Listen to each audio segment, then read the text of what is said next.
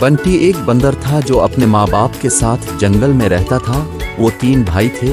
बंटी सबसे छोटा था। जंगल के एक दरख्त पर उनका बसेरा था। वो तीनों शाम होते ही नदी के किनारे खेलने चले जाते। जंगल से कुछ फासले पर एक सड़क थी जो शहर की तरफ जाती थी। माँ ने बच्चों को खास नसीहत की कि इस तरफ का कभी रुख ना करें। सबसे बड़ा भाई समझदार था और माँ की बात मानता था, जबकि बंटी और मंझला भाई माँ की बातों पर ध्यान नहीं देते थे।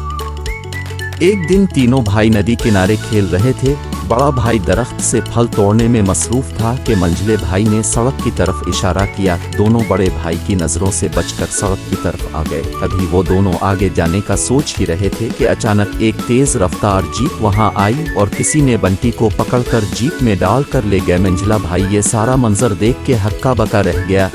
जब बंटी को होश आया तो उसने खुद को एक पिंजरे में बंद पाया।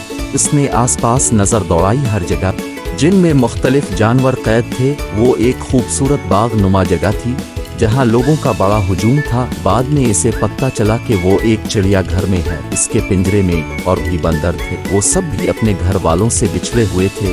पहले तो बंटी बहुत आदास हुआ। उसे घर की याद सताने लगी। फिर उसे माँ की वो नसीहत याद आई, काश मैं माँ की बात मान लेता। बाकी बंदरों ने इसे तसल्ली दी। कुछ ही हफ्तों में वो सब भूल गया।